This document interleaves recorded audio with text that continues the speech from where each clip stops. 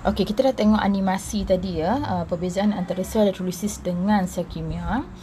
Okey, sebenarnya ada juga ya, daripada animasi tadi kita boleh lihat terdapat perbezaan antara sel elektrolisis dengan sel kimia ni. Di mana sel elektrolisis ni melibatkan perubahan tenaga daripada tenaga elektrik kepada tenaga kimia, manakala sel kimia pula adalah melibatkan perubahan daripada tenaga kimia ke tenaga elektrik. Dan kalau kita tengok struktur sel dia, kalau dalam sel elektrolisis kita akan dapati dua elektron yang sama dicelup dalam elektrolit, manakala dalam sel kimia ataupun sel ringkas ataupun sel galvani ni ada dua jenis logam yang berlainan dicelup dalam elektrolit ya. Okey, dalam sel elektrolisis pula arus elektrik diperlukanlah untuk menghasilkan tindak balas. Tetapi dalam sel kimia arus elektrik dihasilkan apabila tindak balas berlaku ya. Dan juga dalam sel elektrolisis pengaliran elektron mengalir melalui wire luar ya, dari terminal positif ke terminal negatif, manakala dalam sel kimia ataupun sel ringkas ataupun sel galvani ni elektronnya mengalir melalui wire luar dari terminal negatif ke terminal positif ya.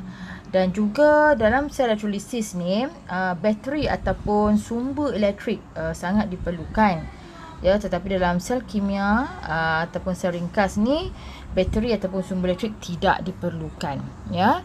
Dan kalau kita tengok sini di dalam sel elektrolisis terminal positif ya, anode ini adalah terminal anode. Okey, ini adalah anode. Terminal positif ni adalah kathod, di mana semua charge negatif akan tertarik kepada terminal positif, dan charge negatif ini ataupun dikenali sebagai anion ni akan mendermakan elektronnya ya. Dan elektron ni akan diterima oleh cation yang tertarik ke kathod untuk terima elektron lah. So proses di anode ni disebabkan dia menderma elektron, kita panggil dia pengoksidaan ataupun oxidation.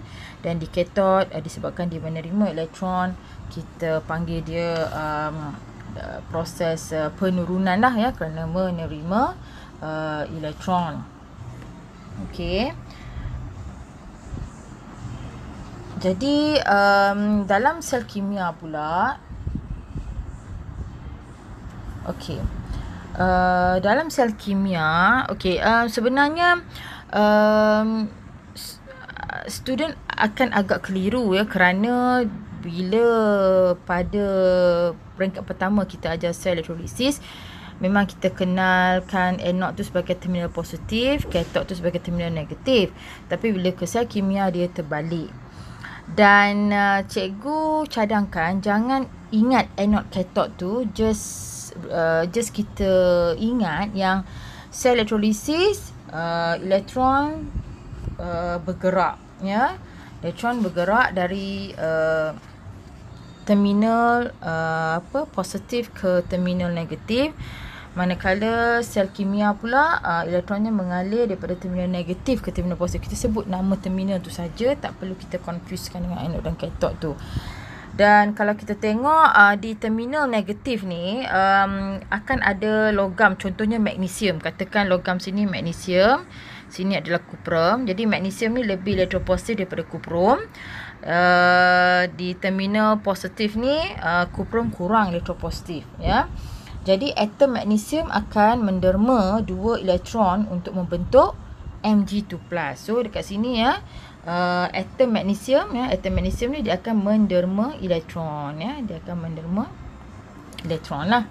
Okey, manakala ion kuprum 2 dalam elektrolit. Contoh ya, kita letakkan kuprum 2 sulfat sebagai elektrolit ya. Contoh macam dalam sel kimia, elektron mesti direndam dalam elektrolit yang kita letak, yang kita tuang yang kita adakan dalam bekas ni mesti sama dengan elektrodnya ya. Kalau elektrodnya kuprum, so elektrolitnya mesti kuprum 2 sulfat. Jadi ion kuprum dalam kuprum 2 sulfat ni akan menerima dua elektron ya. Cu dalam copper 2 sulfate ataupun kuprum 2 sulfat ni ada ion Cu2 plus dengan SO4 2 minus. Jadi disebabkan elektron ni mesti tertarik kepada charge positif, jadi Cu2 plus yang akan menerima elektron tu. Ya. Jadi elektron yang diderma tu mengalir melalui wayar luar ke elektrod kuprum, dan elektron mengalir dari elektrod magnesium melalui wayar luar ke elektrod kuprum, ya. Dan kita akan tengoklah elektrod magnesium akan semakin menipis ataupun jisim elektrodnya berkurang. Dan kalau di kuprum, di terminal ataupun elektrod kuprum ni, pepejal perang akan terenam, ya, akan terbentuk. Jadi kita akan dapati di terminal negatif ni pengoksidan akan berlaku, dan di terminal positif ni penurunan akan berlaku, ya. Jadi sel kimia ni ada beberapa persamaan, ya. Kedua-duanya mesti ada elektrolit. Kedua-duanya mesti mengandungi elektrolit. Yang kedua, kedua-duanya mesti mengandungi elektron. Ini persamaan dia. Yang ketiga, kalau perhatikan proses penurunan, ya, proses penurunan mesti berlaku di katod. Manakala proses pengoksidaan, manakala proses pengoksidaan akan berlaku di anod. Perasan tak? Ini adalah persamaan dia. Ya, kalau kita tengok sini kan. Proses penurunan mesti berlaku di katod. Tengok penurunan ni. Mesti berlaku di katod, ni di katod, ya. Walaupun di sel kimia katodnya dipanggil, katodnya adalah terminal positif. Tapi itu yang perbezaan yang diperhatikan, ya.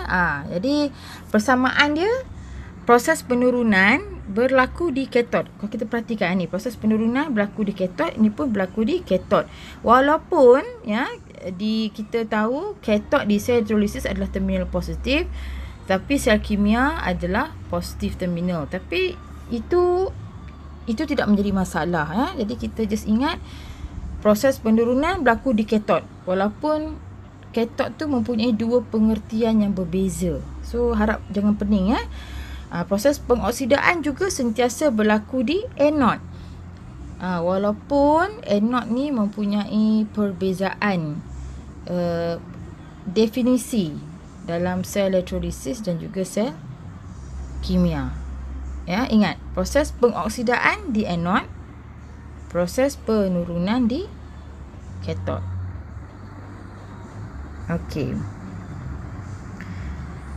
Basic principle, ya. Ni, when two metals of different electropositive are immersed in an electrolyte, a simple chemical cell is formed. The diagram shows a Daniell cell formed by joining zinc and copper electrodes.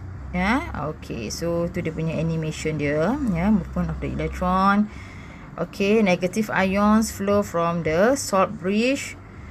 Ya, so positive ions flow from the salt bridge, ya. Kalau kita tengok, ya, animation ni, zinc, ya, akan donate elektron movement, ya. Jadi elektron akan diterima oleh Cu2 plus yang berada di dalam elektrolit tu, ya.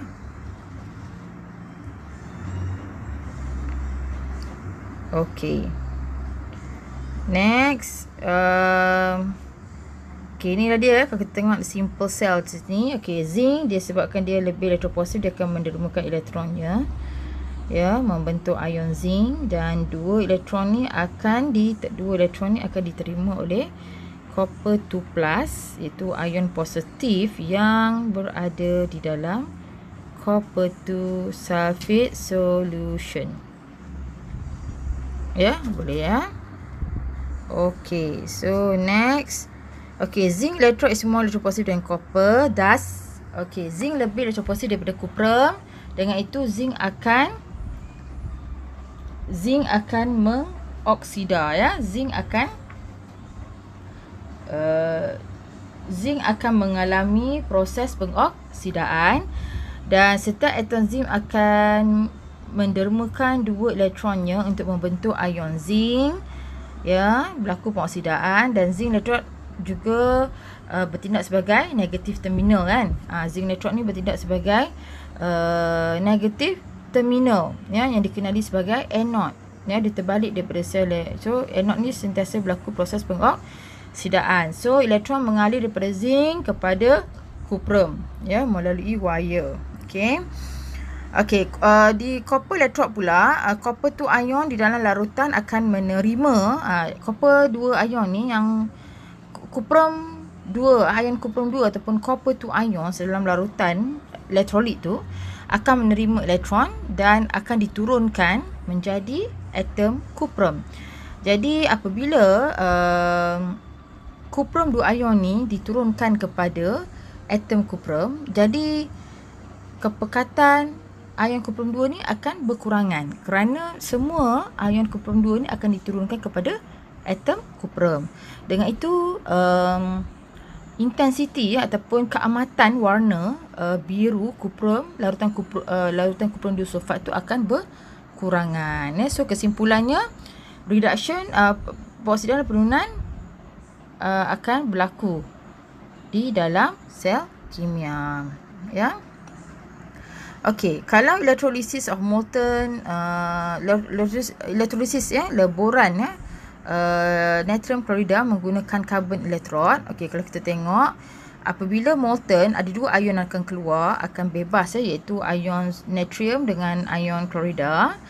Okey, di anode, ion klorida akan bergerak kepada anode, ion charge negatif, ya, bergerak ke anode, dan dia akan dipilih untuk dinyahcas, ya, dengan cara mendermakan elektron setiap satu. Dan kita akan nampak gas yang berwarna kuning kehijau-hijauan akan keluar di anode, ya, di anode ni, ya, kerana ion klorida telah mendermakan elektronnya untuk menjadi gas klorin.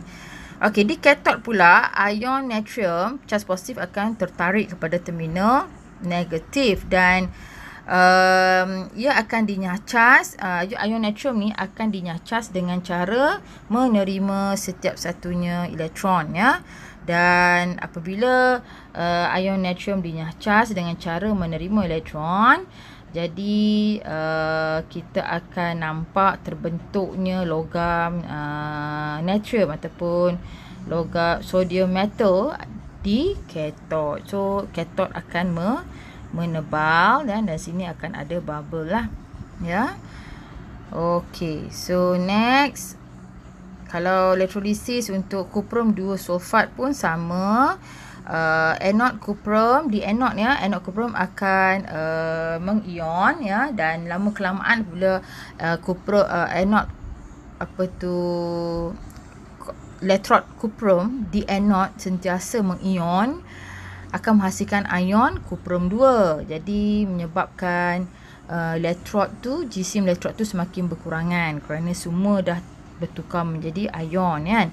Okey, di kathod pula, copper 2 ion ni, ya, yang hasil daripada pengionan kuprum tadi akan berada dalam larutan, akan berada dalam elektrolit ni bersama-sama dengan kuprum 2 sulfat, ya. Ion kuprum 2 ni hasil daripada pengionan kuprum tadi akan bersama-sama dengan kuprum 2 sulfat ni menerima pula elektron yang didermakan tadi, dan kita akan nampak logam kuprum ni akan mengenap di kathod, ya. Dengan itu kathod akan menebal, ya. Okey. So pengoksidan akan berlaku di anode dan penurunan akan berlaku di kathod semasa elektrolisis, dan keamatan warna biru kuprum 2 sulfat tu remain the same lah. Kenapa sama? Sebab kedua-dua elektrod tu menggunakan logam yang sama, ya, iaitu kuprum, ya. Jadi keamatan warna biru tu akan sama, sebab kalau kita nampak sini logam kuprum akan mengion kepada kuprum 2, kan. Lepas tu kuprum 2 ni pula kuprum 2 yang terhasil tadi pula terus terima elektron menghasilkan atom kuprum. Atom kuprum ni pula rotate pula. Atom kuprum ni pula buat circle lagi sekali, atom kuprum menderma pula. Jadi dia berkitar antara satu sama lain, jadi warna pun sama ya. Okey, kalau kita tengok sini ya, okey, perbezaan ni elektrolisis. Ini adalah semua ya. Kalau kita, ini adalah kesimpulan daripada apa yang kita belajar, perbezaan dia. Okey, kalau elektrolisis anode ya, anode maksudnya elektrod tu disambung ke terminal positif, cathode pula elektrodnya disambung ke terminal negatif. Dan kalau di anode logam ataupun negative charge tadi yang tertarik ke anode akan mendermakan elektron, so mengalami pengoksidaan. Okey, di cathode pula charge positif yang akan tertarik. Charge positif yang akan tertarik ke charge positif kan, yang akan tertarik ke negatif terminal dan menerima elektron. Jadi ini adalah reduction ya. Okey, kalau tengok anode ni tadi, kalau anion, kalau elektrod tu dua-dua karbon, so anion yang akan derma elektron ya, yang akan derma elektron pada positif terminal ni. Contoh macam OH minus. Okey, OH minus yang akan derma elektron. Tapi kalau kita guna kuprum ya, Cu dan Cu ni adalah karbon dengan karbon. Kalau elektrod karbon dengan karbon, anion akan derma elektron. Kalau elektrod yang sama dua-dua logam, jadi logam ni akan menderma elektron ya, itu maksud dia lah ya. Okey, di chemical cell pula, okey, negatif terminal akan diletakkan logam yang lebih elektropositif, manakala di positif terminal akan diletakkan logam yang kurang elektropositif. Kerana apa kita letak logam yang lebih elektropositif di negatif terminal? Kerana logam daripada logam yang lebih elektropositif ni cenderung untuk mendermakan elektronnya dan bertindak dalam proses pengoksidaan ya. Okey, dalam positif terminal pula ion daripada logam yang kurang elektropositif ni akan menerima elektron ya. Contoh ya, okey, zinc ni akan mendermakan elektronnya, zinc 2 plus 2 elektron. Okey, jadi elektron ni akan diterima oleh kuprum 2 copper tu ion yang berada dalam kuprum 2 sulfat ni. Jadi dia akan turun ke bawah dan ditarik terus oleh Cu2 plus yang berada di bawah tu dalam elektrolit tadi ya. Okey, sama juga dengan metal displacement. Okey, metal yang lebih elektropositif iaitu atom logam daripada logam yang lebih elektropositif ni akan mendermakan elektronnya dan dalam proses pengoksidaan. Jadi elektron ni akan diterima oleh contoh zinc ya. Okey, zinc ni dia akan mendermakan elektronnya dan elektronnya akan diterima oleh ion-ion dalam elektrolit ni ya, iaitu Cu2 plus. Jadi Cu2 plus ni akan menerima elektron untuk membentuk Cu ya. Jadi logam ion logam daripada logam yang kurang elektropositif ni akan menerima elektron ya, dan menjalani proses penurunan ya.